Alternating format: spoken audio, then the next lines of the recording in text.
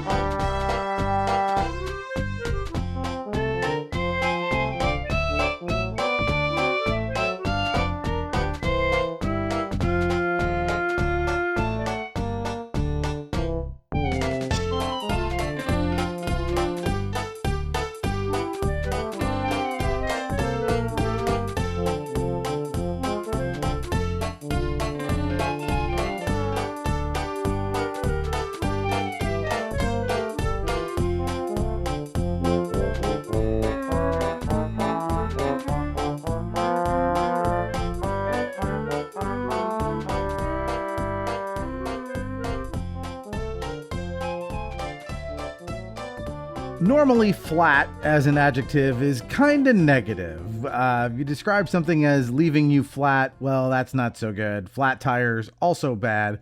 But today, we're talking about something that is flat and awesome, and it is Mario. We are talking about Paper Mario, the original game released for the N64 in 2001. This is a turn-based RPG starring video gaming's favorite plumber, and one that takes full advantage of all three dimensions that flat Mario finds himself in. So I'm very glad to be talking about this entry in this very unusual series. Kind of something so weird that only Mario can get away with it. So, but I'm not doing it alone. I have a Luigi to help me on this adventure. She is one of the co-hosts of the No Small Games podcast. Please welcome Emily Merritt. Hi, Emily. Hi, Doug. I'm super excited to be here. Super excited to be Paper Mario excited to be talking about this game. Yeah, and for our listeners who've been following along, we had your co-host Kate on a few episodes back to talk about Rodgers and Hammerstein's Cinderella. So I'm glad we've gotten both of you on, even if not at the same time. So before we talk all about Paper Mario, tell the good folks out there who may not have heard the earlier episode with Kate about No Small Games and what it is you do. Yeah, absolutely. Thank you for having me and Kate, Doug. This is awesome. We are No Small Games. We are primarily a podcast. We focus exclusively on indie games. Most of our episodes are deep dive reviews on just one game at a time. But then once a month, we have an episode where we just go ham and talk about all the new releases, all the demos, all the news that we've been kind of partaking in the indie game space. We also have our website, nosmallgames.com, where we just continue the indie game party. We have more reviews there and other kinds of articles too. So we just eat, sleep, breathe indie games all day long, and it's great. Yeah, and for people who are like not kind of on the outskirts of video games, or like they kind of just dip a toe in, I think sometimes that can seem intimidating, because if you look at, your Giganto releases, these AAA things, sometimes that can seem like, oh man, that's a bit much. That's not for me. But then you think, well, everything on the other end of the spectrum must be just like Candy Crush. And it's not. Like, some of it is, but like the indie game space is where people really can let their imaginations run wild with things that, you can get a small amount of money together to make your weird dream project in a way that someone's like, well, I'm not going to spend $100 million, as capital on this unless it's a gigantic blockbuster that is super dependable. So I'm glad that ecosystem exists, and it's very fun to play. And I would encourage people to check out some of those weirder things. There's some great stuff, and you've covered many on your show. So, but we're not talking about indie stuff today. We're talking about like as close, I guess, as a giant like Nintendo can get to something indie, just because this is so damn weird. But let's start where we always do, your nostalgic memories of the subject. Why are we talking about Paper Mario today? Gosh, Paper Mario is probably my first favorite game. That for a very long time I cited as my favorite game of all time. I think this is the first game that I remember being really excited for its release. And I was 11 when it came out. I'll go ahead and date myself. So, this was the first time that I actually had a console that was like the current console at the time. And I'd been a really big Mario fan. I'd been a primarily Nintendo girly up till this point. So it was really the first game that I had a lot of hype for before it released. And I have so many really special memories, discovering really what games can do and be in Paper Mario for the first time. And it's not necessarily that it was doing things for the first time in gaming history, but it was my first exposure to a lot of different types of gameplay, even like narrative elements. It really was eye-opening. And I remember bringing my best friend Cecily over to my house at the time and being like, sitting her down in front of the TV, like, you have to see this game. This is so freaking cool. Yeah, this is a turn-based RPG. We'll talk about the gameplay in a minute, but it is a very weird spin on that. We did an episode of just a few weeks back on Final Fantasy VII, which is like the most like, if you're trying to think of like what's the example of this genre, that's a good one to pick. Like that's kind of the bog standard for what this type of game looks and plays like. And we'll talk about, this one kind of does its own weird thing with it. I don't have any personal nostalgic memories of this game to share, in that this console generation I kind of skipped. I did not. I had an SNES. And then the next console I ended up getting was a GameCube. So it was just after this game released, I think, was when that started, 2002, 2003 for that console generation. But this is because this was right to date myself. By 2001, I was almost done with college. I graduated in 2002. So I was so busy with like life and college and everything else that I wasn't doing a ton of gaming in the late 90s and early 2000s. So whatever I did was on PC. So I was dimly aware that Paper Mario existed. I was still kind of plugged in, but I didn't play this one. I did play its sequel, Paper Mario and the Thousand-Year Door, and I played a little bit of the newer one, the Origami King, recently. So I don't have any direct experience with the original one, but my understanding is those later ones are fairly similar in how they play, with a few twists here and there, but the core gameplay of it is basically the same. Would I be correct? Yeah, I'd say, sorry. Thousand-Year Door was pretty much like a carbon copy gameplay wise from the original, which I think is why it did so well. And I actually also played a little bit of Origami King, and it does some significantly different, things with the turn-based combat. But I think that it kept the spirit alive in ways that subsequent iterations of the series kind of lost their way. I think that Nintendo has this tendency to try to push their hardware capabilities into key game features as sort of a selling point for games, for better or for worse. And I think that the Paper Mario series really suffered around the Wii to 3DS kind of time frame with like Sticker Star and stuff. They just strayed a little bit too much, I think. They can do that. I was gonna say that is a Nintendo thing where they get very in love with some very weird hardware gimmick, and they'll build something around it in a way that sometimes future-proofs their games, where it's like, oh, we want to release a port of this for modern consoles, but because it doesn't have the weird control gimmicks, especially things from like the Wii generation, are hard to put onto the Switch now because they just don't quite work the same. Even like I wanted to get back into Super Mario Galaxy with the new movie as we're recording this on the horizon. My kids, I was kind of like, I got them the package that was Galaxy 1 and 2 for for the holidays, because like I think those are the best 3D Mario games ever made. But like I think it's going to take a bit to kind of get them into it, because the controls I even tried. It's like it's a little different than it was on the Wii. So they do that. But let's so this was your first, you said, like narrative based game that you really fell in love with. So did that cause you to like branch out and like, oh well, now I need to try other like JRPGs or like other things with long narratives attached to them? I think it did. I think it got me interested in a variety of games that I maybe just was unsure about up until then. Up until this point, you know, I had an SNES, and so I was very well versed in your side-scrolling 2D platformers and Mario Kart and that sort of thing. But I think this did help me kind of think about what are some other types of gameplay and systems that I might be looking for. For better or for worse, I think it took me a while to find another game that really like hit in the same way for me. Although I was also a big Pokemon fan, so that was my other kind of RPG touchstone at the time. Yeah, it's interesting. Nintendo as a developer tends to be less interested in narrative. You know, they really are like, no. This has to be fun to play. That is way more important than narrative is. And so it's kind of stunning that like the Mario franchise has persisted in a way as long as it has, given how thin the narratives always are for those games. I mean, the first few of them, it's literally just like, yep, princess got captured again, go get her.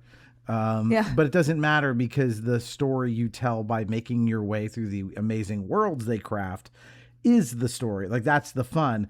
Whereas other developers are like, you know, we want to make an Indiana Jones style adventure for you to experience.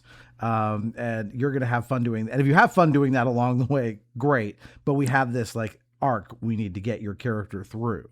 Like that. So to do something like Paper Mario, where like, no, we are going to spend some time on narrative here. We're going to make that a big part of it, because as we'll talk about, the gameplay is not kinetic here. It is more static. So it forces them to kind of go in that direction. So.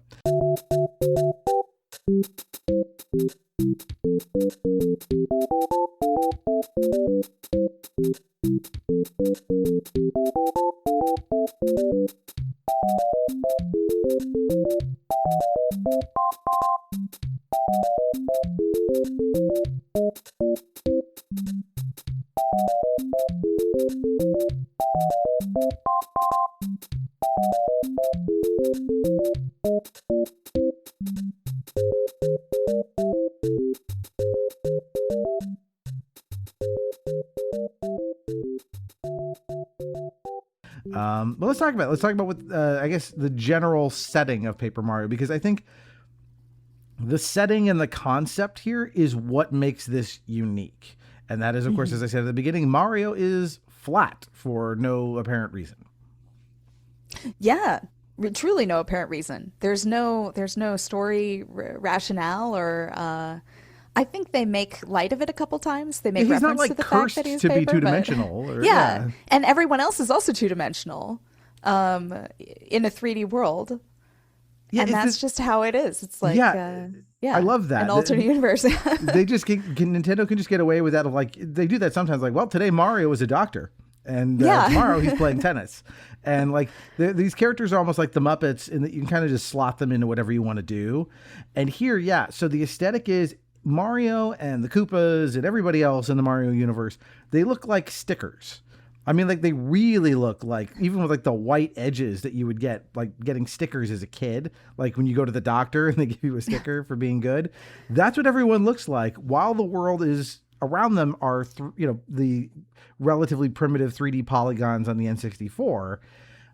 But they don't just stop at that aesthetic. They kind of ride that all the way through into the gameplay in ways that we'll talk about.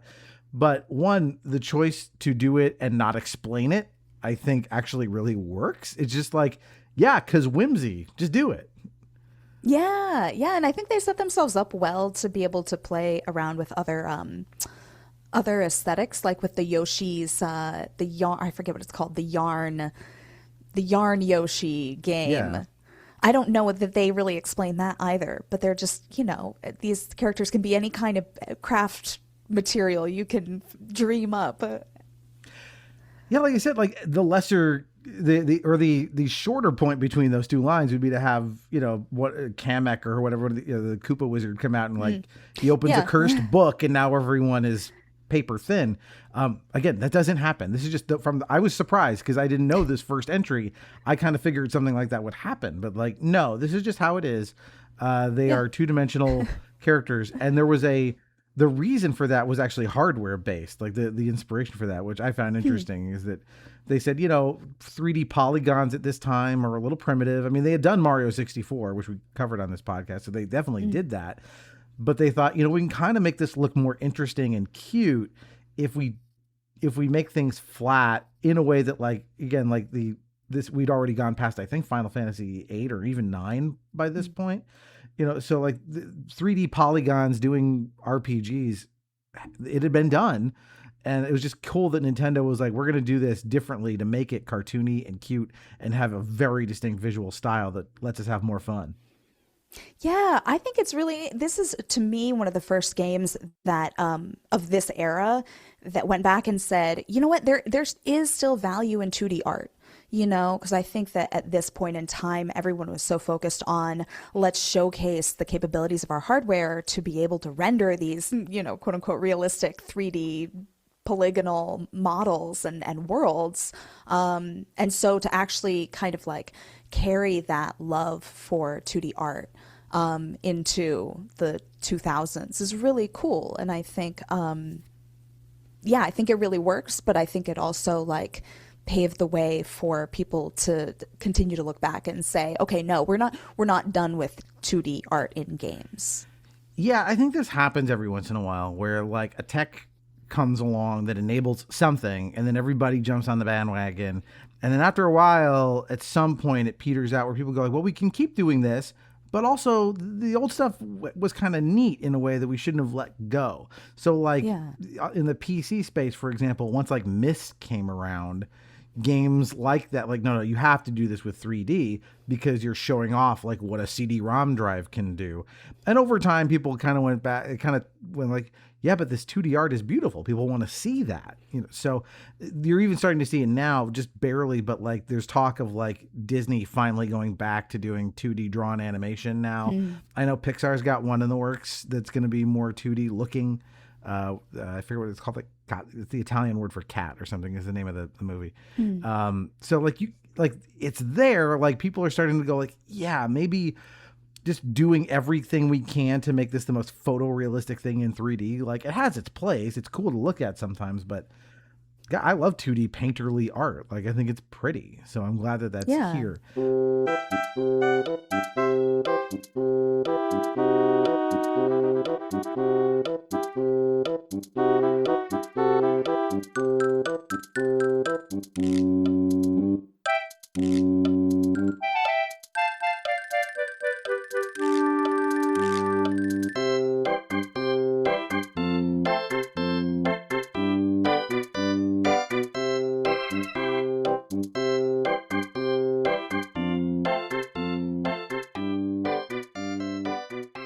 But this fits. Let's transition to talk about the play a little bit, because again, the flatness isn't just for aesthetics. The flatness is also for play. If you want to talk about like how that fits in.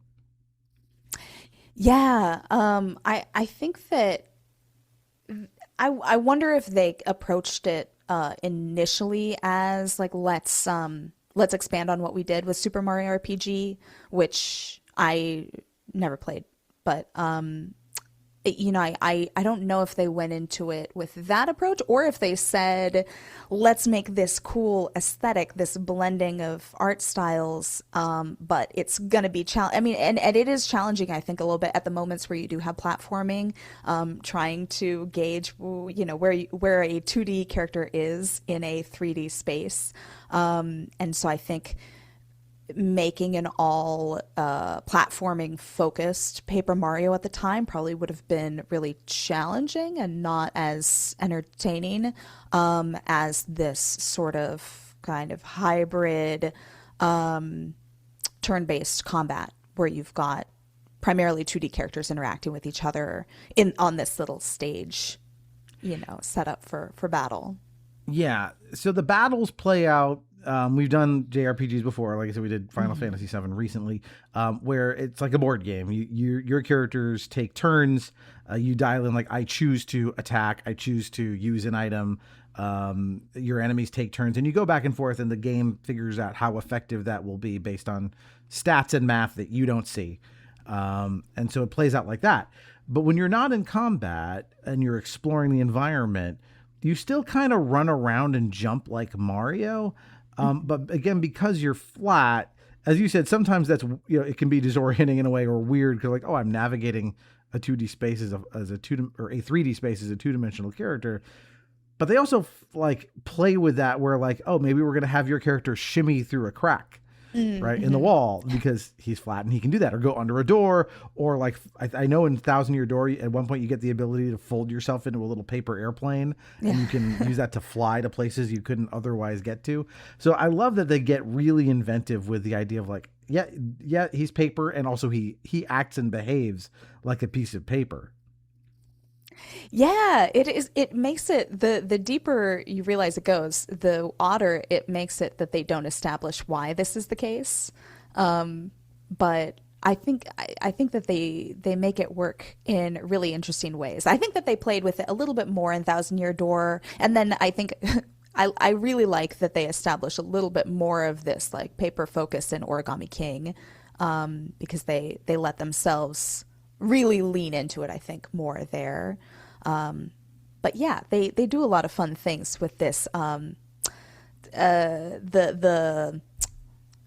texture that Mario has, and the size and shape this way. Even when he's doing something that's not like gameplay focused, like one of the first things that happens in the game is you and Luigi are off to go to the castle to talk to the princess, and there's a warp pipe right outside Mario and Luigi's house. And when they go down a warp pipe, it's not the like elevator chunk chunk chunk down that you're used to for Mario. They swirl around like they're being flushed down a toilet, sort of. But they look like they're caught in like a little like air vortex as they go down, which again, they can do that because they're paper. And they find little ways to inject this all over the game. Yeah, and there are lots of moments where Mario falls from different distances, and he always kind of floats down very delicately, which also brings up, I mean, just in terms of internal consistency, it brings up the question of how it is that he's able to do like ground pounds, actual damage with his jumps and that sort of thing. But I think it's fun how they decide to turn a kind of on and off, quote unquote, his paperness. Well, part of that is, of course, everybody he's going up against is also paper. Bowser is paper, very true. Right? Like they're all, yeah. It makes no sense, and I think over time maybe they lean into it harder in Thousand Year Door and Origami King, but they're the whole like, yeah, and so what of it all, he's paper, and they lean into that whimsical weirdness so hard, and again, almost like saying, yeah, that's right, we're not going to explain it. It becomes kind of part of the ongoing joke of it that just, it's incredibly endearing. And again, in a way that only Mario can do. Like, I can't think of any other franchise in gaming for Nintendo or any other developer or publisher that, like, you're not going to get paper God of War. Like, that's not going to happen. Like, even like the more whimsical mascot characters, like, I don't think Sonic would do this, or Crash Bandicoot or characters like that. Like, there's something uniquely weird about Mario that they can just say like, yep, we're doing this, and you're going to be on board. Yeah, it's so true. There's something almost Barbie-like about Mario in that he can be anything that he wants to be, and one day he is a doctor, and that's just, it's like he's got this there's this platonic Mario form out in the world that isn't like any one iteration of Mario. It's the essential Mario, and you can imbue the essential Mario in anything. And I think that's what makes like Mario Odyssey work too, with like, oh, his hat's sentient now, and like that's how it's going to be.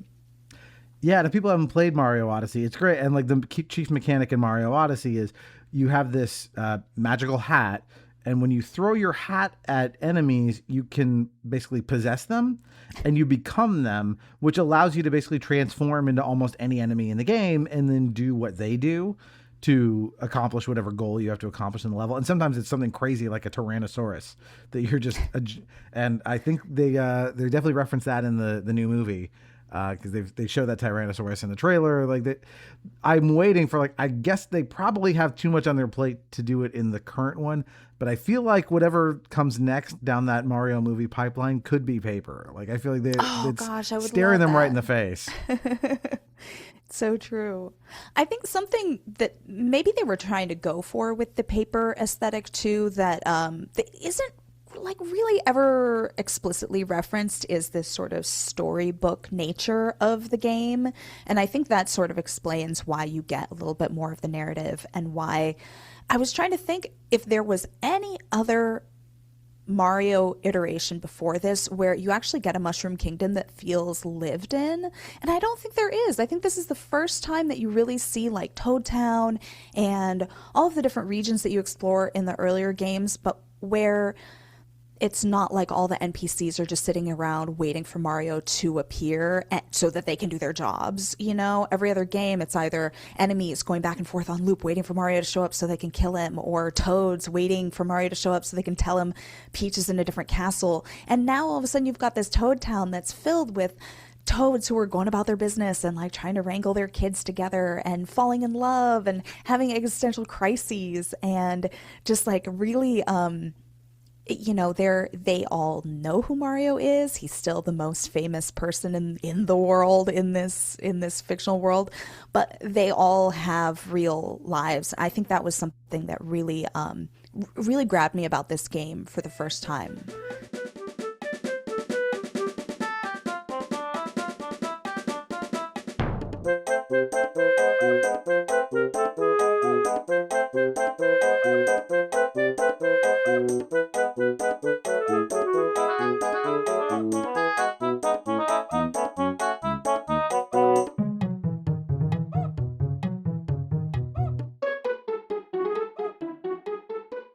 Yeah, because even though the other Mario games are, you know, flimsy in terms of like having a lot of story, what they do have is a ton of personality.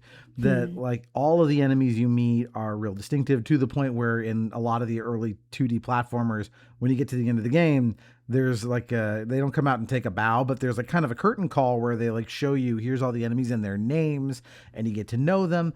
But a lot of the, like, to the extent there was any kind of like narrative or story or like character to these things, it was through things like the Super Mario Brothers Super Show, where they tried to like give them voices and kind of bring them to life a little bit more. That's largely due to limitations of the hardware, but also to the fact that until Super Mario RPG, kind of the game to which Paper Mario is a spiritual successor, they didn't try to do anything where you were going to visit worlds and interact with characters. Mario barely interacts with characters, and his only interaction is, can I bounce off of you or not? You know, that's Super Mario 1 up through World and Yoshi's Island, those games. So having this, as you said, this experience of like, now you're actually they're gonna flesh out this world, make it feel like the Mushroom Kingdom is a place as opposed to just a playground. Like Super Mario World, you go all over the place, but like, you know, what's it called? Like Vanilla Dome isn't a place with a sense of, you know, purpose in the world. It's just, here's a set of levels that are kind of cavey. It's a cave system. Yeah. You know, Yeah. Here's the Forest of Illusion. There are lots of trees. You know, that's it. Yeah, Nice world. it feels like a lot of like Hollywood backlots, and everyone's just twiddling their thumbs until Mario shows up, and it's like, okay, everybody places, you know, and then they start doing their little, you know, their little loops. Yep.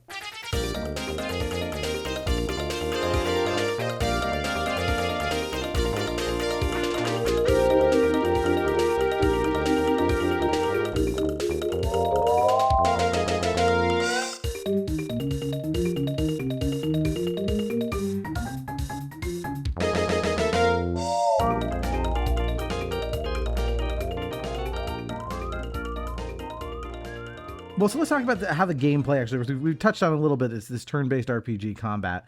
But there are some unique twists to this that make it different than your average, your Final Fantasies, your Secret of Manas, like the RPGs that led up to this. So, as someone who's coming in for the first time, did you find it approachable, and like what made this click for you? Yeah, because this was, I think my first RPG. This was the first time where I felt like I was getting to make meaningful choices around how I played the game that would all be viable. So you have a variety of different attacks as Mario. A variety. You can jump on characters or you can beat them with a hammer. And then you meet these allies over the course of the game who join you in combat as well, and they have their moves. But apart from that, the main way of customizing your gameplay style is through a series of badges that give you different abilities or additional moves for your jump or your hammer. You have these different star powers that you eventually unlock. So there are a lot of ways to approach any given battle. And for the most part, there are strategies that are going to be more viable or less viable, like spiky enemies can't just be jumped on unless you have a badge for that. So you have to use the hammer.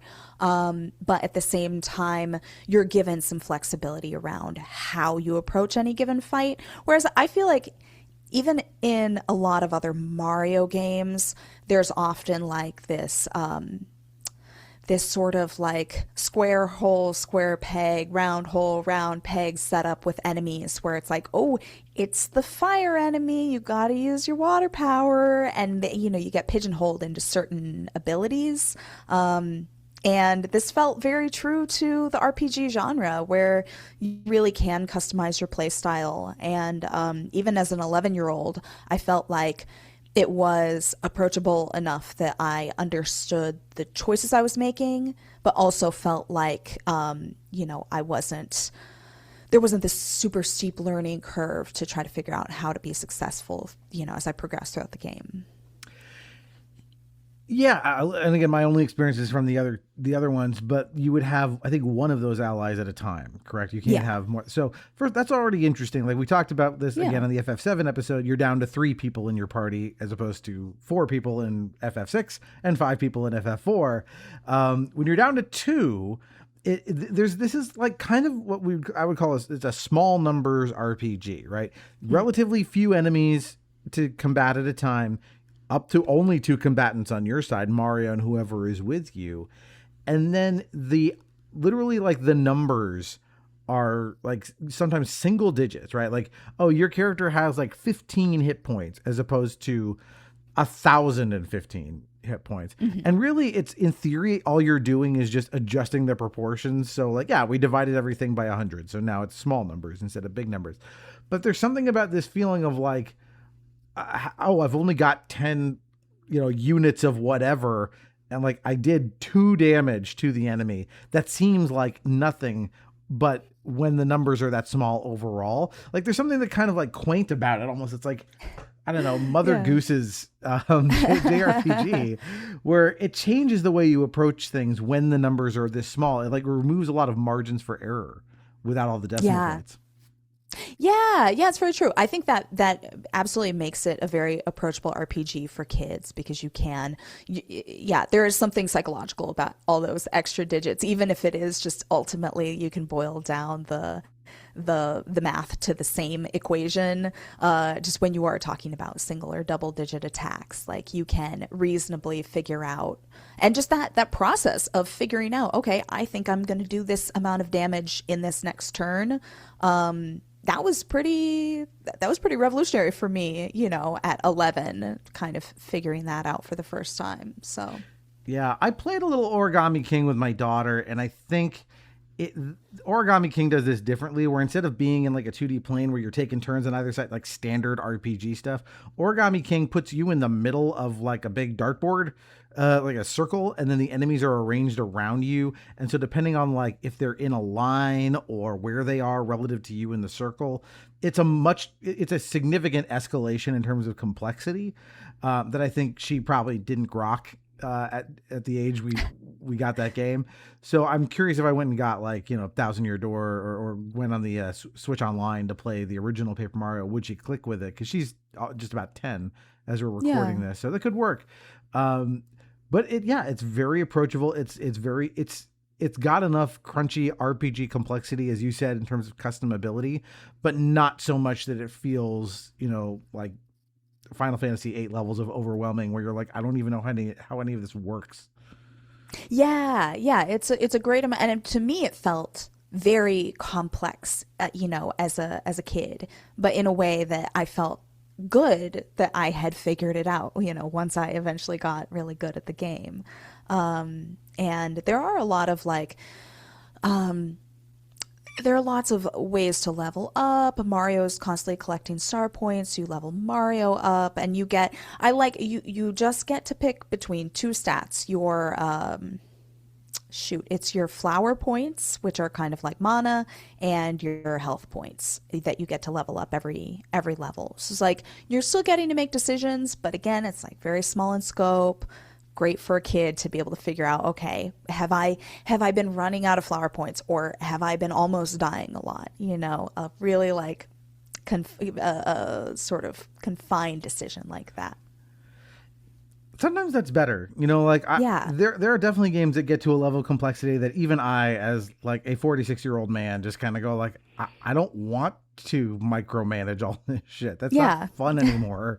It's too many levels of granularity. Like, don't even get me started on fucking crafting systems that those can all go to hell. There are like maybe 2 I can think of that have any value. Generally that kind of stuff. It's just like, oh, well, what if we got in the way of your fun with a whole lot more homework to do? And it's like, this isn't fun. Like, it's just, you've taken something that should be, 1 step and you've made it 5. And so it's, those things don't interest. It's a ton of friction, but these games are like beautifully frictionless in a way that, like, yes, my 10-year-old probably could hang with Paper Mario, but I'd be fine playing it and having a great time. Like, it's not that the fact that it's missing this stuff makes it too unchallenging for me. It's that it's like, no, this is just fun. This is a water slide. Like, it doesn't have to be more complicated than this. It's so true. It's so true. I think that these games hold up for absolutely anybody. And we haven't talked about the what do they call them? Action commands, I think, are the essentially like quick time events that you have during combat, which for me really made the turn-based combat. Like, and I hadn't played, other than Pokemon, I hadn't played a lot of turn-based, games yet. So this sort of set my standard, and I think that that actually might have been why I didn't take to a lot of other turn-based RPGs for a while, because it gives you a little something extra to do. It gives you something to improve at, other than because you're not making a ton of decisions. You don't have this huge move set that you're kind of going through to try to figure out what's my strategy here. You have a couple moves, and then you can try to get better at your action commands to optimize your way through the battles a little bit. But again, it's still, I think it makes it interesting for adults, and it makes it a fun challenge for kids. I think this is clutch. I'm glad you brought this up, because so what this is, for people who don't know, this adds an element of like rhythm based or timing into the battles. So normally in a JRPG, you dial in whatever's you're going to do. My character is going to attack that enemy, and they just do it. Right. And then the computer says, I did the math, and here's how much damage you did when you did it. Right. Which is fine. Like, that's how like most of the Final Fantasy games work. But it can make everything feel a little static when there's no action to it. Right. It's just, I dial it in, it happens, then it's somebody else's turn. But what this does is, while Mario is, say, jumping on an enemy, if you hit the button at the right time, then you will do additional damage. And this totally keeps you engaged now in these battles as being more active things with just this simple change. Like, so much so that like, I think one of the best games to come out in the last few decades is Clair Obscur. Yeah. And Clair Obscur took this ball and absolutely ran with it, because you're dialing in attacks in that game, and then you're going to be parrying as something is attacking you. And so they're constantly, I guess they must have looked at this and said, we need this in our game. And it absolutely brings that game, the gameplay of it, to life by saying you're not just going to sit back, dial in your attacks, and see how it goes. Yeah, it improves the experience so much that it's shocking to me how few other turn-based RPGs have taken a page out of this book. I know, I believe Sea of Stars did this as well, and kind of took it to another level where, you know, there are all kinds of different attacks, and every single one has their own little different timing quirk, and it's almost like a little mini game per attack, like how to optimize your damage or blocking. But yeah, I love that Clair Obscur did that, and it felt like a little nod to Paper Mario. You know, they did something really special so early on, and it's just astounding to me how few people have kind of picked up that ball and run with it. Yeah, there's a little bit of a paper aspect to that game too, without getting too deep into what it is. But it's really interesting to see like a modern version of this, and it's so simple. It's literally just follow the leader, push the button when it's the right time. But it keeps you, like I said, it keeps you engaged. Whereas like, some of these JRPGs, you can just feel like I just tap the button until the fight is over.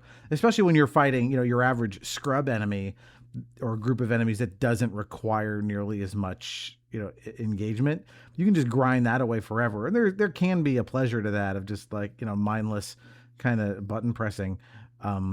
But generally, yeah, like I want to feel more like I'm participating in the action. And so this is a brilliant way to, and I don't know that any RPG did this before Paper Mario did it.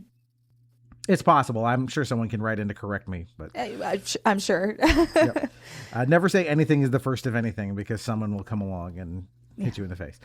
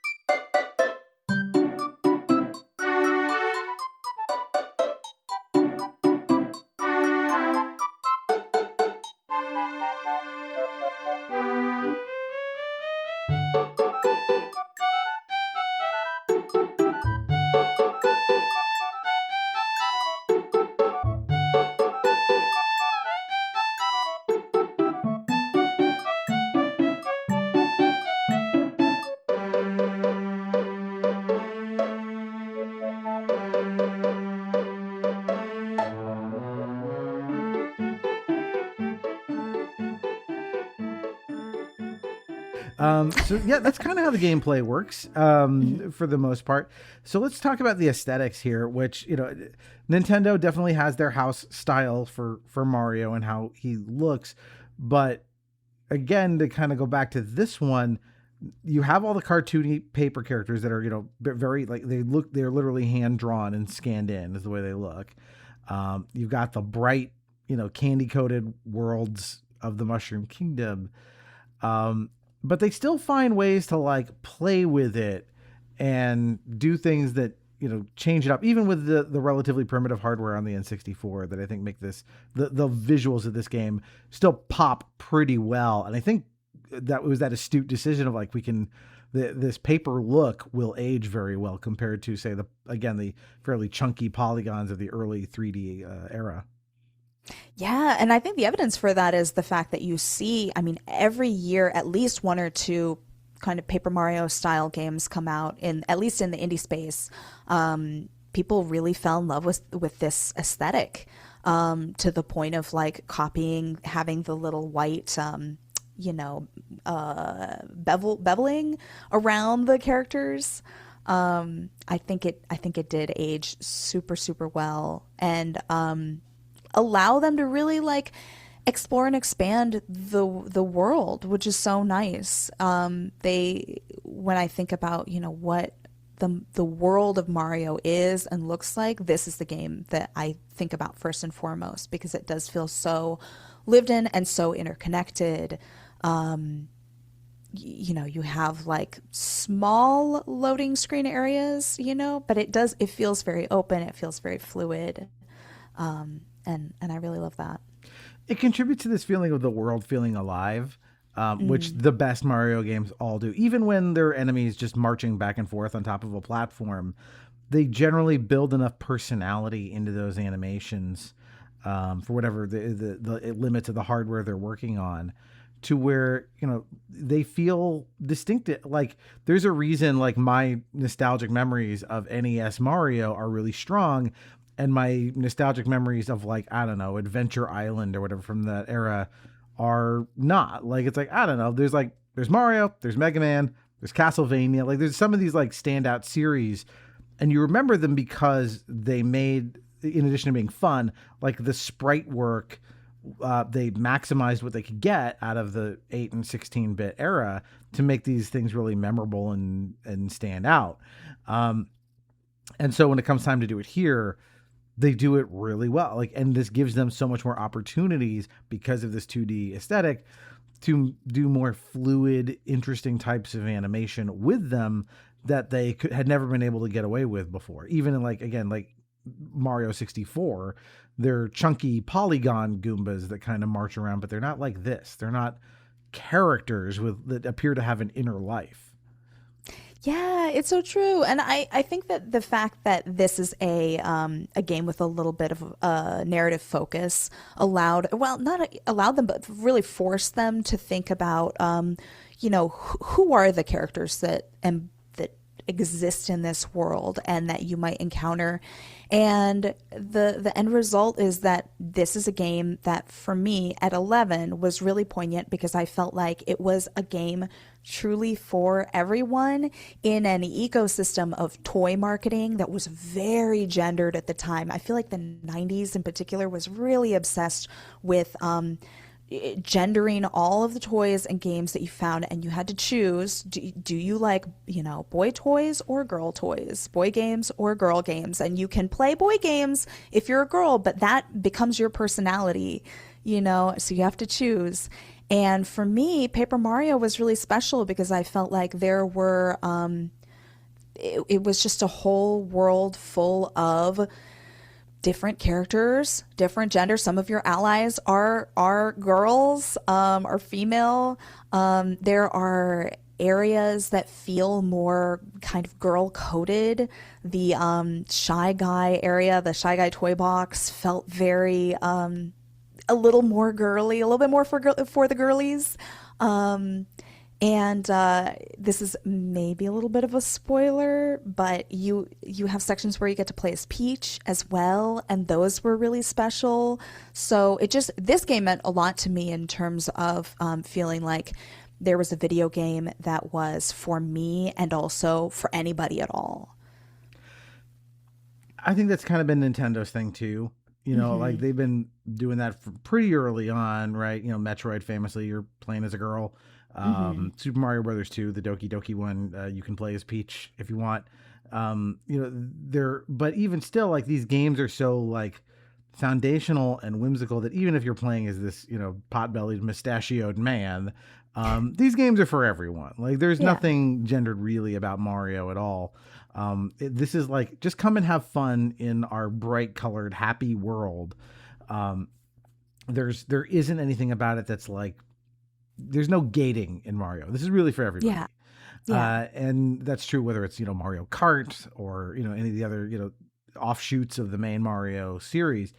But yeah, this leads into kind of one of the things that you said is talking about this not quite the story, but the way these characters have to come alive, which is you're going to be actually interacting and talking with all of these characters. They need to have something to say. And other than Super Mario RPG before this is really the only time, at least at this point, where you would get to hear a lot of these characters' voice, not audio, but like their the text of what they think and how they say what they say, that personality has to really start coming through, because you get tons of text boxes. You can walk into a town here. It's an RPG, so you can walk in and talk to everybody who lives there. When you confront the enemies, quite often there will be like, you're going to have some dialogue back and forth before the fighting even starts, right? Or sometimes during. And so they never really miss an opportunity to build a lot of like comedy into this, like personality in a way that, again, a lot of games like this don't have, especially because most RPGs are very serious in tone. Not many JRPGs or RPGs like this, these turn-based affairs, they might have a funny character or funny things that happen from time to time, but like by and large, you're saving the world from a cosmic threat in a way that is like not meant for laughs as it is here. Yeah, it's so true. And I think that they did a great job of kind of fitting Bowser into this world too, in a similar way where, you know, you've got the stakes are existent. They're there, but it doesn't feel like it's anything insurmountable or terrifying. And Bowser is appropriately funny, but problematic, you know, it's really nice to get a little bit of the internal world, in particular of the enemies, because they do feel like such not throwaways in terms of personality, because all the Mario enemies have such strong distinct character design and aesthetic and vibes, but they do feel very throwaway in terms of how quickly Mario dispatches with them and moves on. And it's nice to have them get their little moment to shine, their little day in the sun, to say something, you know.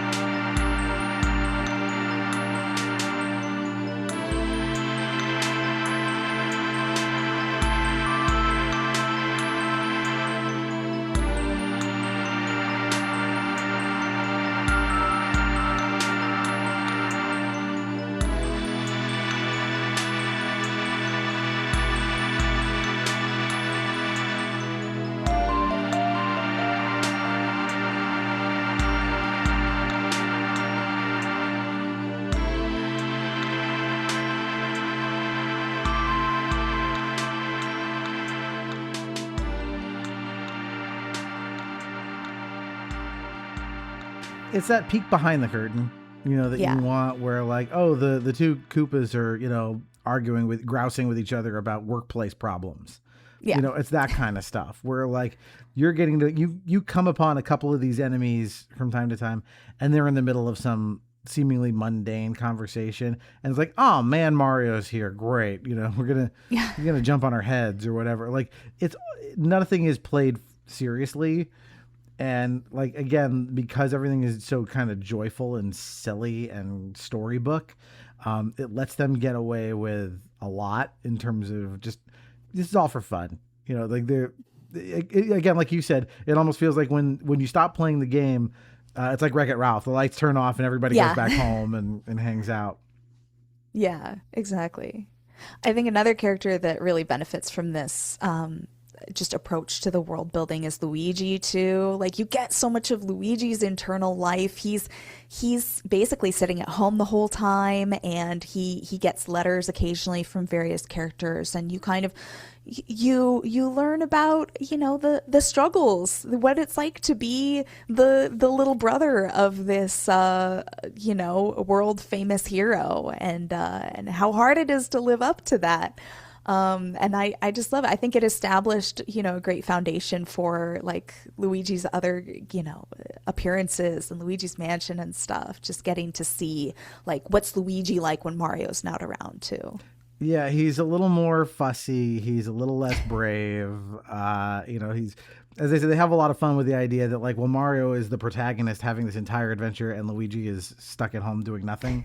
Yeah, because this is not a player one, player two affair. And there's just something, like you said, they stumble into something with him and his character I feel like Nintendo does that a lot. Like, somehow necessity always becomes the mother of invention with them.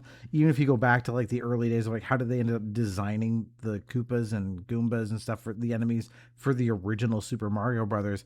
A lot of decisions that got made that ended up totally establishing this world were all because of just like, well, we kind of had this idea but it wasn't working. And so we needed something that was kind of like this. And we just whipped this thing together and now it's a classic, like they just do that all the time. And that's happening here too, where they're like, now that we've got that, we can kind of take all these things, these toys in the toy box and really see what happens when we smash them together.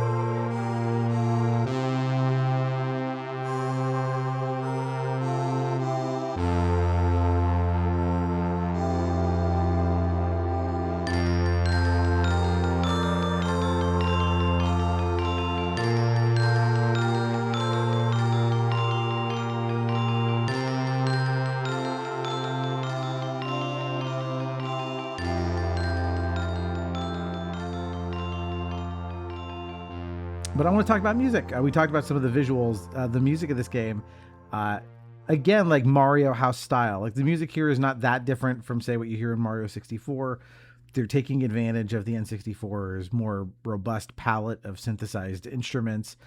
And yes, some of it is like the classic Koji Kondo stuff reinterpreted. But it still has its own like vibe that you're hearing throughout the episode. I'm putting in clips of the music. But it's almost always it's this is a party, this is fun, or this is a little spooky. But it's kind of just trading off between those two modes. Yeah. And it's not trying too hard, which I love. Like it doesn't have a ton of different, like instruments that they're trying to kind of, evoke or, it's not trying to be the central focus, but it is, immediately recognizable. It will take me back in an instant hearing any of those songs. So I think that they did it really effectively. Mario music just always hits. Yeah, and they do a good job too of making it interesting enough. Because unlike, say, like a Super Mario World level that you're going to spend maybe 90 seconds in, give or take exploring, we're now in this 64-bit era. We need longer loops, more complicated music, especially for something like this these are longer stretches of play. You're going to be exploring one of these levels for an hour, as you get through everything, trading off between, let's say, combat music and the exploration music. And occasionally the score will be more tailored to, the dramatic events unfolding on screen. So this is asking for something a lot different than Nintendo was normally doing, which is just, let's give them just a real catchy little bop, da da ba dum ba dum bum ba bum bum bum for like 90 seconds. Yeah. And they I think managed it really effectively. It's even though it is still that Mario style, which you can imagine would start to kind of grate on you over time, I think they kind of reeled themselves in well so that it's palatable for an extended period. Yeah, like I said, this is fun stuff. It always puts a smile on your face whenever you hear it. Like there's something very just bright and cheery about Mario music. Even the stuff that's like the more intimidating, we're in the lair of the enemies or whatever. It's still kind of bright, Saturday morning cartoony, you're just happy stuff. That like, man, the collected, like for as like much as they reuse some stuff, I think the Mario soundscape is just really appealing. Yeah, it really is. It's just, and it's so evocative of just fun. They really like captured what fun sounds like.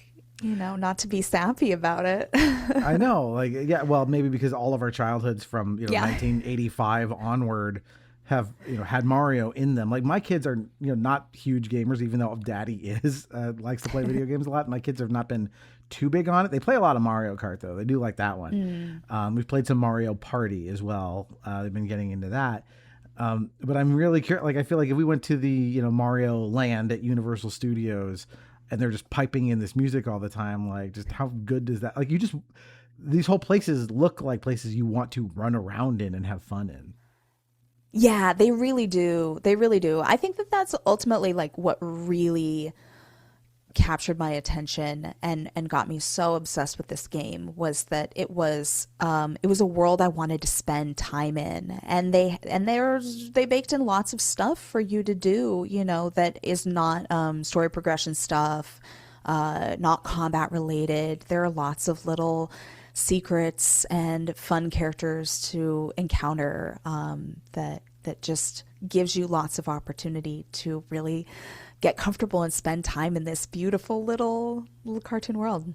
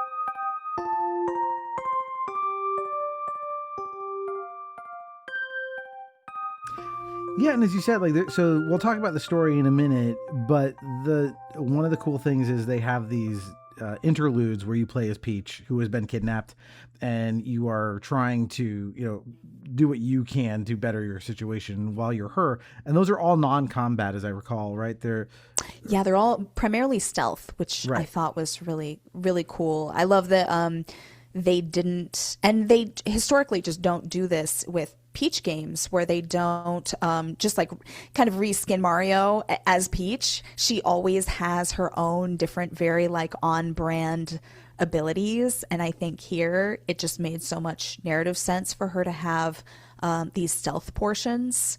And there's like a little kind of fetch questy moment where you have to go retrieve items, and then you have to like bake a cake. I forget why, as Peach.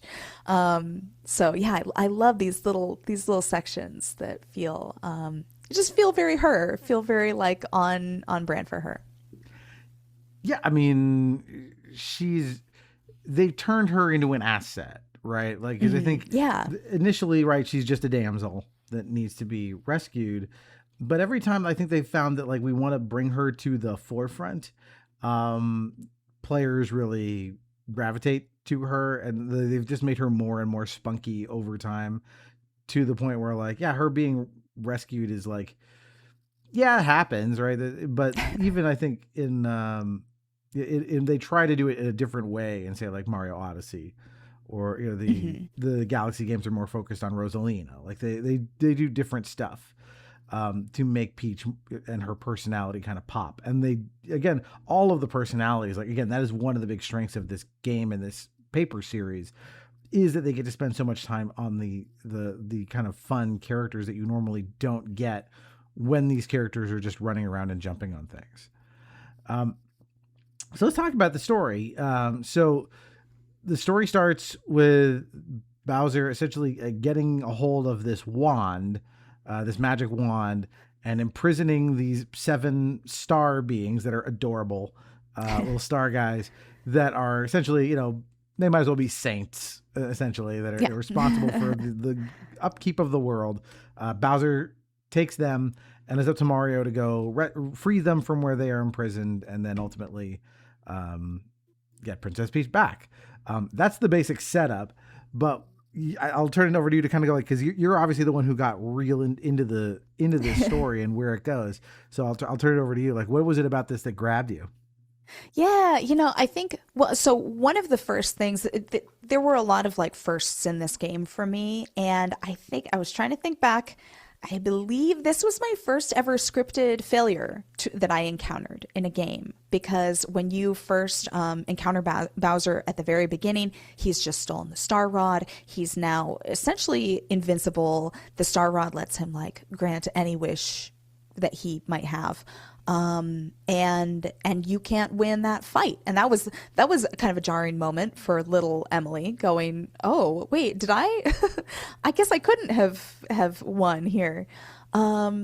It's kind of fun to have Mario not just like start from a place of like, oh, I have to go find Peach, but like I've been defeated. Like Mario is really coming from the bottom up here. And I think that just narratively over the course of the game, the thing that I got really attached to were his allies that he meets. He meets his very first ally at this little Goomba village that you first encounter right after getting your ass kicked by Bowser. And there's this little spunky Goomba kid, Goombario, who is a big fan and also wants to be a big hero, and comes along with you. And over the course of the game, you just, in every region that you stop in, you meet somebody else who is kind of similarly down on their luck or needs a change or feels like they don't fit in and they're misunderstood, and they come along with you. And I just think that they pulled some really like essentially charming quality out of all of the different regions and enemies. For the most part, the allies are like would-be enemies in another game, but you've got, a Koopa and you've got a Boo and you've got a Bomb, but they all have really sweet stories. Bombette is kind of the sassy girl Bob-omb who's like, bossing the boys around in Koopa's castle. So I think that for me really was the magic of this game, was meeting this like ragtag little team and feeling like Mario is more than just a, hammer to the nail of all of these like different levels and enemies, but that he's some sort of like rallying and galvanizing to the people around him. He has a reason to be that's more than just saving Peach. Yeah, we don't have to deal with the ludonarrative dissonance that most of the time Mario is jumping on these things and crushing them to death. Right. This is normal MO. At no point is Goombario go like, oh God, please don't. That's how my father died. He doesn't do that. They just decide like these are just citizens of the world. Like these are just the types of species you meet. And so here they're going to have rich inner lives and personalities and things that Mario's not going to be murdering all of them every chance he gets for some coins. And I like Bombette as well. I think she's really fun. Does she come back in Thousand Year Door? I feel like there is a Bomb character in Thousand Year Door. I can't remember how many of them come back again. Yeah. Like my wife is not a big gamer, but I feel like she would be like definitely like rock like the Bombette like t-shirt or something, or she would want a little Bombette plushie. They are cool. That's definitely the like very 80s cartoon thing of like it's just like the male one, but it's got big pouty lips and a bow in its hair. It's exactly the same other way. I think you're right. I think that's what makes the story work, is right, you go from region to region. Each one is kind of under the heel of the boss of the area, and by freeing them and solving their problems, you gain an ally and you gain one of these star guys, and you make your way. So like, again, as an RPG story goes, like this is not going to be the in-depth discussion like we had with the Final Fantasy games or Chrono Trigger that we've covered, right? That's not the MO here, but it's enough of a story that I think, like you said, it keeps you engaged, largely because even when the plot isn't full of intrigue, it is full of like really just funny ideas and incident and like charm. Like charm gets you so far in this game. It's surprising. Yeah, it's so true. And a lot of the best moments are just small moments where you've got allies interacting with Mario or with somebody else in the world. And I think that for me, the allies sort of mini story arcs are the most compelling part, where they're developing, their own new virtues. They're working on their courage. They're working on their ability to connect to people or see themselves as heroes. And I think that that's really cool. It's surprising how I don't know, touching and sophisticated without a ton of like plot events with each of these characters, or even a ton of dialogue. Like you get really attached, and they I don't know, they kind of went from 0 to 60 for me, in terms of like virtually no story in early Mario games to really sweet and small, and like you said, extremely charming character arcs with these little guys. And to me, that was one of the main reasons why a lot of the subsequent Paper Mario games after Thousand Year Door really started to suffer, because most of them don't have, I think until Origami King, they started to bring back this concept of bringing on party members, but they kind of lost that for a while. And to me, that is the charm of these games, because Mario doesn't have a lot to him, but the way that he, draws in and interacts with the other characters of the world is the thing that makes the world so charming and drives the story. So, yeah. Yeah, it's kind of one of those things where you need your party members to feel like they are a true, like a party. Like they're my friends and I'm going to help them, and they're going to overcome their little thing. And then they're going to be like, yeah, we can do it. We believe in ourselves. And like, that sounds really quaint and kind of like simplistic, but it's damn effective. Like, there's something where you just helping this literal two-dimensional character overcome their little personal problem. Solving that for them is really endearing and connects you to them in a way that, like, even if the macro plot isn't the most complex thing in the world, having all of these little interactions and successes is really gratifying and keeps you like engaged to, okay, well, what's the next one? I want to go over to the next world over where I'm going to meet my new friend. We're going to help and work our way through.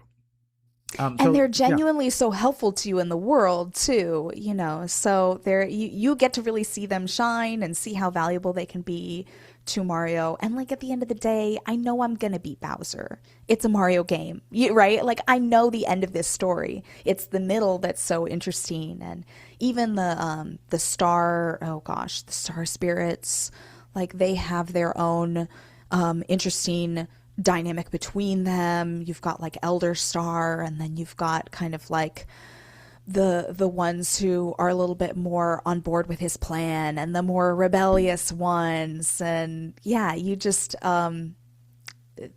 there are so many interesting dynamic little characters that pack a punch with just very little screen time.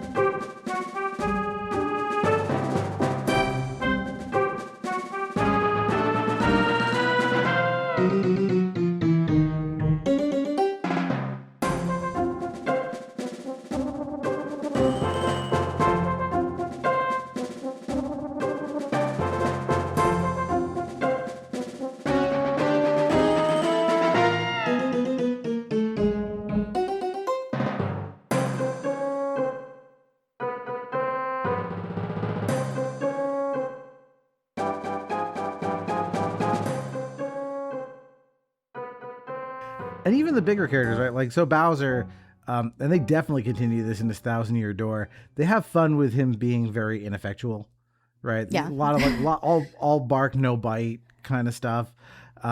And it's something they've kind of kept going, because like Bowser in Mario 64 is just a big angry dinosaur. Like he's a monster.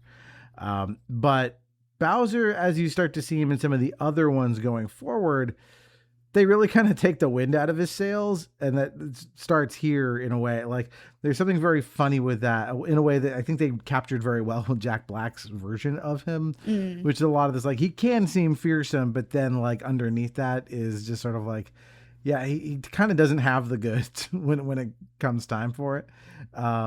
Very good 80s cartoon villainy kind of stuff. But they do it well here, especially when, again, he's not the primary villain of Thousand Year Door. He's kind of got his own thing going.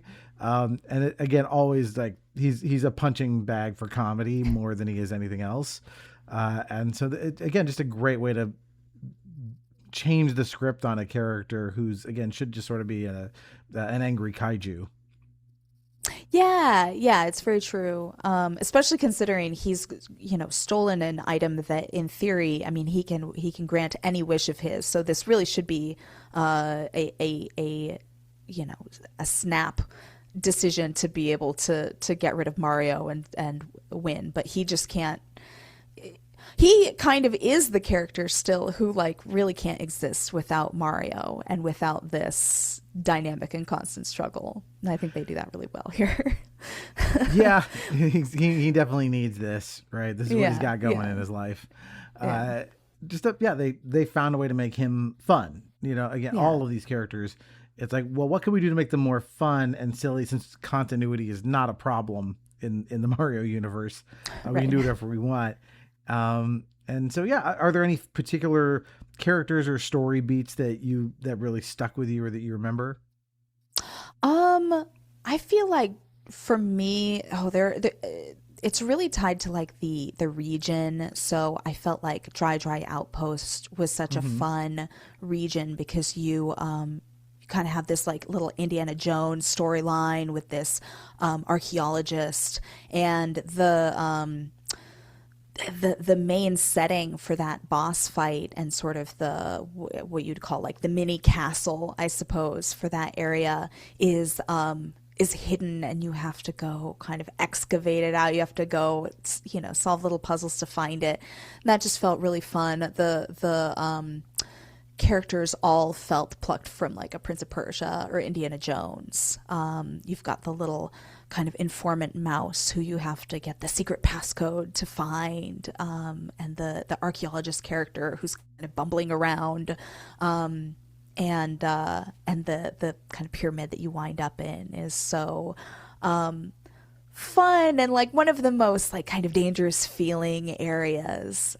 So I really love Dry Outpost. I love the flower fields toward the end too, and not just because the Lakitu is just like incredibly useful once you eventually find him and befriend him, because he can let you just like float over like almost any terrain and you go faster. But just the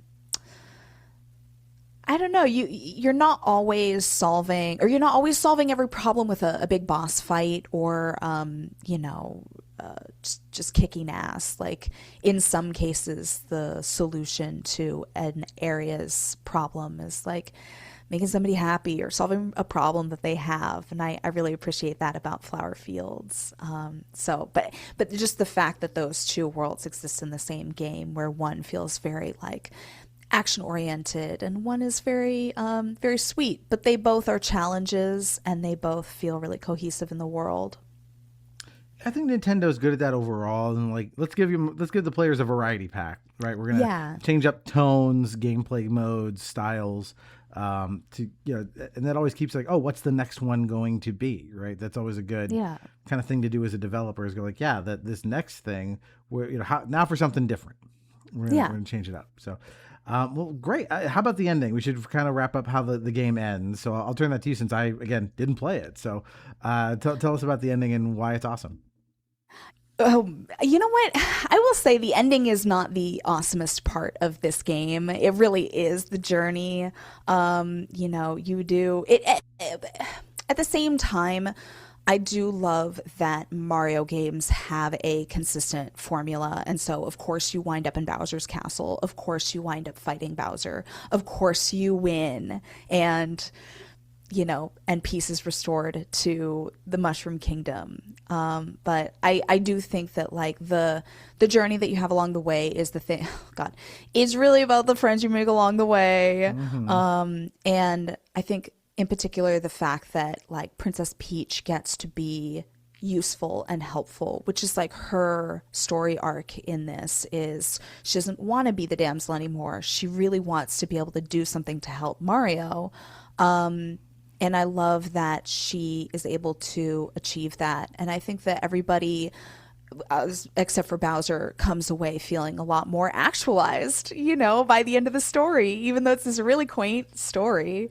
I think that everybody walks away feeling like they've,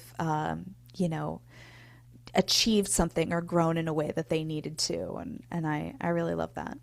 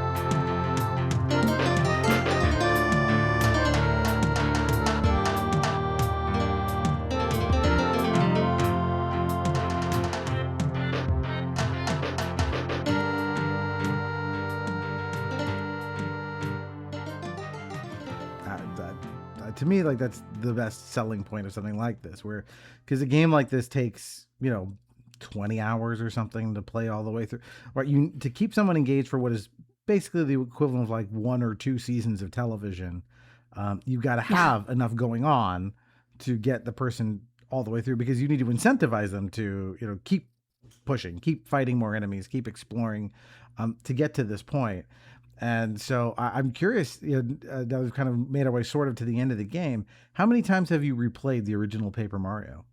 Gosh, at least 5, probably more like 7 or 8. I would replay it over and over again as a kid, and I've played it a couple times since then too. And I love watching Let's Plays of this game.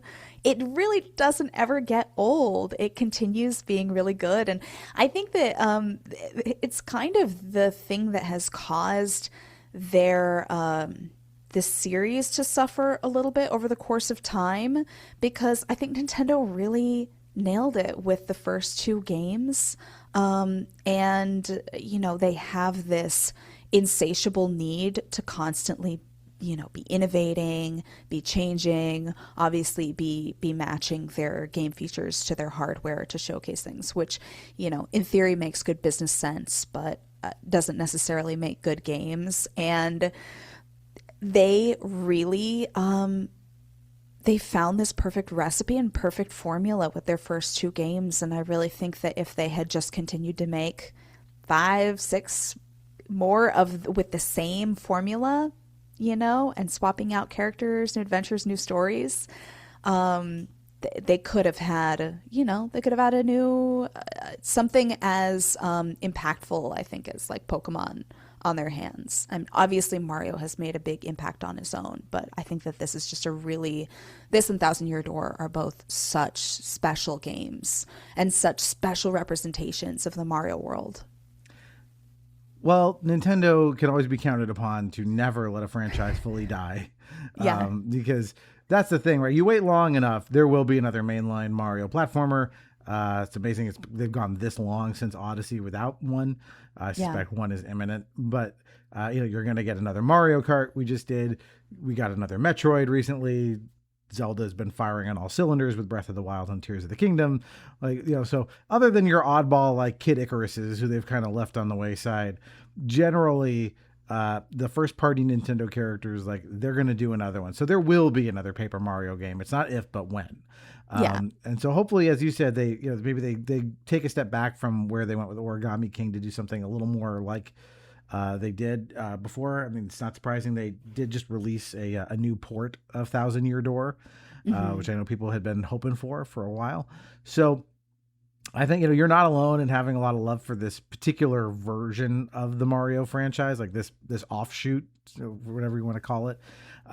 Because there really is nothing like it. You really have to experience this, like the little gameplay things, you've seen before in a lot of ways, but it's the like gestalt combination of all of this stuff that's just such a weird, unusual package that only Nintendo can get away with here, because it's Mario, and your suspension of disbelief and all of those things will go out the window. You will willingly accept, hey, it's Mario and he's doing something weird and crazy, and I'm on board. It's so true. It's so true. And it works so well to the point that I forget that it's kind of an oddball thing. Like, of course he's paper. Oh yeah. They definitely can. If they want to make Mario into something else next week, they can. And I'm trying to think of some of these other ones that they've done where like, it's not just Mario, like tennis or whatever, or golf. Every once in a while they will do something like this where it's like, what if we really just, I don't know, we had this wild, weird idea, and guess what? The company's going to let us make it. There's lots of awesome things that happen creatively in general when people say yes, instead of no. They're just like, sure, let's see how this turns out. Let's just see what happens. In a way that I think Nintendo does better than anybody else. So many other developers are like, but can it be a third-person action adventure where I climb on yellow paint to then go do the objectives, right? And like I said, I love some of those things. They're great, but I there's a reason you guys are doing a podcast about the indie space where someone's like, I'm going to make this weird freaking thing that no one else will ever do. And we'll give the players an experience, something that their wildest imaginations could not have come up with. And I think Nintendo gets a lot of shit for their, kind of failed experiments, but I'll take tons of wacky, kind of clunky, unfortunate Nintendo, attempts at something new for just one Paper Mario. And I think that they do have that kind of indie spirit, even though they can be really kind of picky or stubborn about how they do things at Nintendo. I think that they do take risks, in ways that most other AAA entities won't, Yeah, well, like, other than like maybe turning your franchise into Lego, they won't do it. I enjoy the Horizon games a whole lot, but I guarantee you the next one is going to look basically identical to the last two. And that's fine. Like, it's good. It would be weird if that franchise went to paper or something else, but I love that Nintendo will do these strange things. Again, in some ways they are more like an indie developer, even though they're the big granddaddy. There's something about their philosophy of fun first, everything else second, that gets them to these places. And like I've said on this podcast many times, not just in regards to games, but other media, like we did a podcast on Freakazoid, that cartoon earlier this year. Like, same thing, like, give me 9 failures if I get to have one of those. Yeah. Yeah. The end is worth it. And it's great that I love that they haven't lost that they continue to keep trying new things, even if they're not all, if they're not all Paper Marios. Mm-hmm. So I think we've done it. We've talked about all of the ways in which this game is awesome and why I think it has staying power. But Emily, again, if people want to find your awesome stuff, where do they go to get all that stuff? Yeah, absolutely. Well, first off, thank you so much, Doug. This was so much fun. I really relish any time I get to talk about my, especially like my AAA faves. I don't get much opportunity to talk about them on No Small Games. So this was a delight. So folks can find all of our articles and links to all of the podcast platforms we're on at nosmallgames.com. We are on all the podcast platforms you can think of, probably some that I don't even know about. And you can find us, No Small Games, on BlueSky and Instagram at No Small Games. And I go online as A Specific Egg, and you can find me on BlueSky, Instagram, and I stream a few days a week on Twitch. You'll usually find me streaming indie games for the podcast. Awesome. If you want to find us, just Google the word nostalgium, because you won't find that anywhere else in the world, and that'll get you what you need to find us. But I've got links to our social media accounts in the show notes. You can go there to get in touch with us. This is one of 3 podcasts I work on. The other one we have is a bi-weekly podcast about music called Playing by Ear that I do with my wife and brother-in-law. Every other week we take an album and we go through it track by track to talk about why we like it, why we don't like it, just dissect it all the way through. And then the other show I'm working on is our Still Muppeting podcast that I do with my buddy Josh Koval from the Still Loading podcast, all about Jim Henson stuff. That you got to go to patreon.com/stillloadingpod to go to hear that one. It's just a few bucks, but if you want to hear us talk about Jim Henson things, that's where to go. I think the thing we're talking about this month, as you're listening to this, is Muppets Take Manhattan. I believe this comes out in May, and that's the thing for that. So go give that a listen if you like. If you have time and are so inclined, please give our podcast, Emily's podcast, any show you listen to, if you like it, spend the time to give it a review. That actually is the best gift you can give a podcaster because it helps spread the word about the show to other new audience members. So also it helps with spreading the word by telling people. Word of mouth is great. Posting about it on social media, also great. We love all of that. So if you could do it, it would brighten up our day. So I think that covers all of the admin stuff. So Emily, thanks for dropping by. I'm so glad we got to talk to you on this. I'm very glad we got to talk about Paper Mario today. Thank you, Doug. This is awesome. All right, everybody. So until next time, that is one more entry in the Nostalgium Arcanum.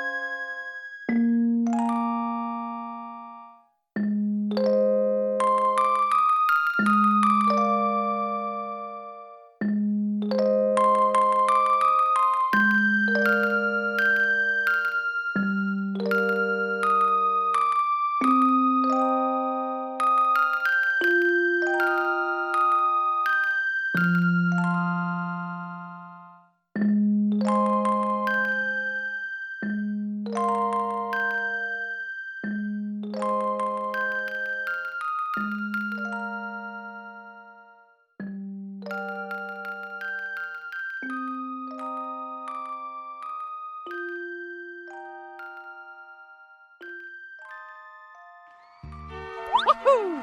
Hey, paisanos! It's the Paper Mario Brothers Paper Show, where we take everything you know and love from all of the Mario games and, well, made of the paper. Here we go!